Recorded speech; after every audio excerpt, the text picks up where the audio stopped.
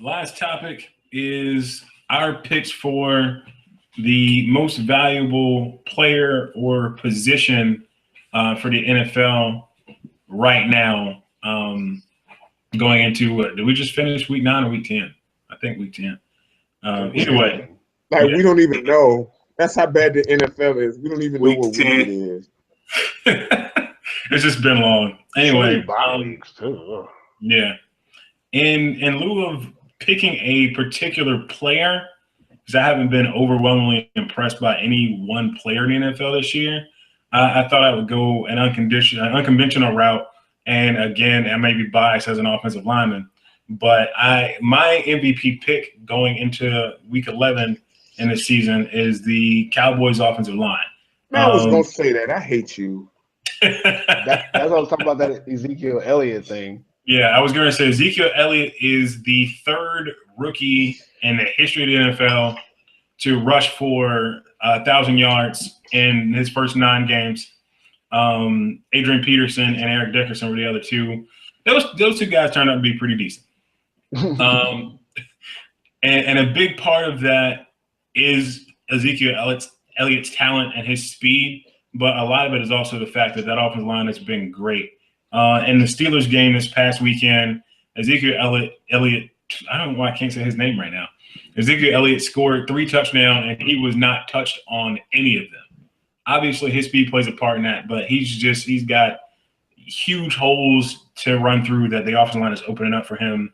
If you believe in Pro Football Focus, and I know a lot of people, question the way they rank, but if you listen to Pro Football Focus, 3 of the Cowboys offensive linemen are ranked in the top 10 of their position.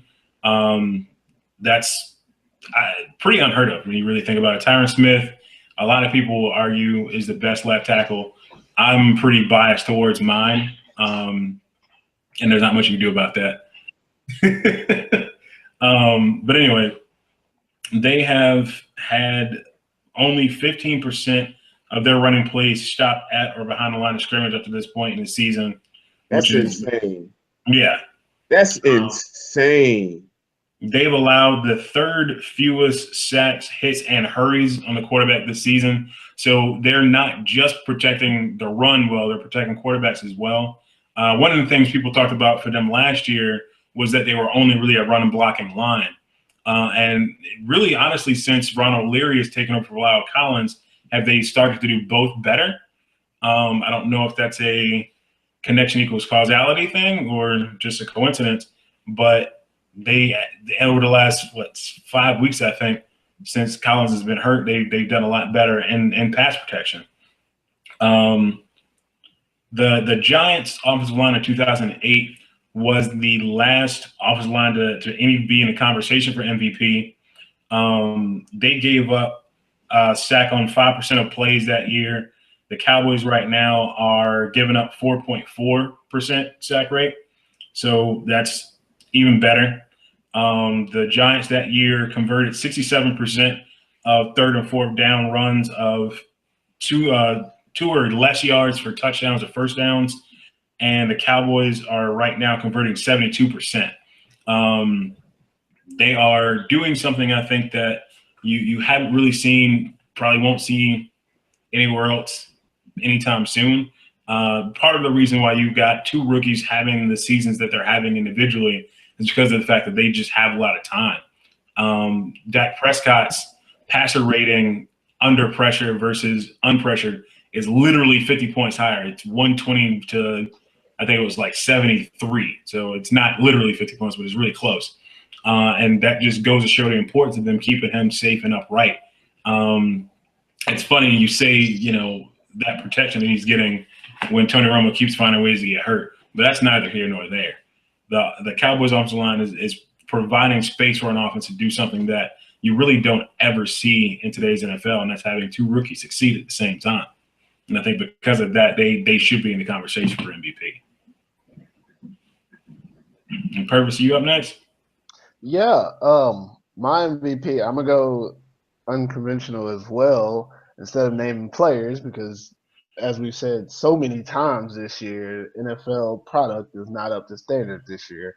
My MVP will be the NFL's extra points. The Oh the my system God. the system is the NFL. Oh my This God. season, have you not watched so many games Man. these guys missing extra point field goals? Last week, Pittsburgh going for 2-point conversions 4 times and making none. Last year, the extra point was moved back and it was at the lowest extra point percentage in league history, like 92%. I believe it's going to be under 90% this year because so far you have teams that are either missing that extra point or saying, okay, let's risk it and go for two, and they're not making that 2-pointer as well either. Matter of fact, the Dallas versus Pittsburgh game, Pittsburgh missed 4 2-point conversions and Dallas missed 2 2-point conversions. So that's 6 conversions that could have been points, could have been 1 point if the extra point wasn't back to 15 yards. If maybe there was some type of trust in the kickers in the league, but it's shown that this season there's been a lot of games that have been decided by less than 3 or 4 points. Awkward numbers of points actually because teams are losing points early by missing extra points. You can't even rely. Teams are scoring, and they can't even rely that scoring is going to give you points. Was it? I'm trying to remember the game. I want to say it was Denver and Saints where they went to kick the extra point. It got blocked, picked up, and take it back the other way. Yep.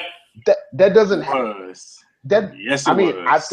I think that doesn't happen on a chip shot, but it still might happen. But there's an extra, like, people are trying harder to block these extra points now because it's a little bit harder. You're putting a little bit more pressure on those kickers, makes the kick go a little bit to the right and they don't make it. Where it used to be, you just kind of line up and just kind of kick it. It needs to do away with it or change the system back to what it was or something. But I feel bad for the players who are playing offense, scoring touchdowns, and then watching the field goal be missed or watching the team go for 2 and not make it. And then you're realizing that it changes how you go from that point in the rest of the game because your point system changes the management of when you're trying to get field goals and when you're trying to get touchdowns. And basically, that system is changing the entire league this year. And it's the most consistent thing I've seen. I mean, when you look at that Saints game, that lost the Saints the game. Yep. I like to look at it as it won the Broncos the game. I wholeheartedly believe that if Pittsburgh had not went for all those 2-pointers in that game, they would have beat Dallas. It would have been a different situation at the end of that game, and they would have beat Dallas because they would have been playing keep away instead of catch up. And that's a deciding factor. That game might be what keeps Pittsburgh out of the playoffs.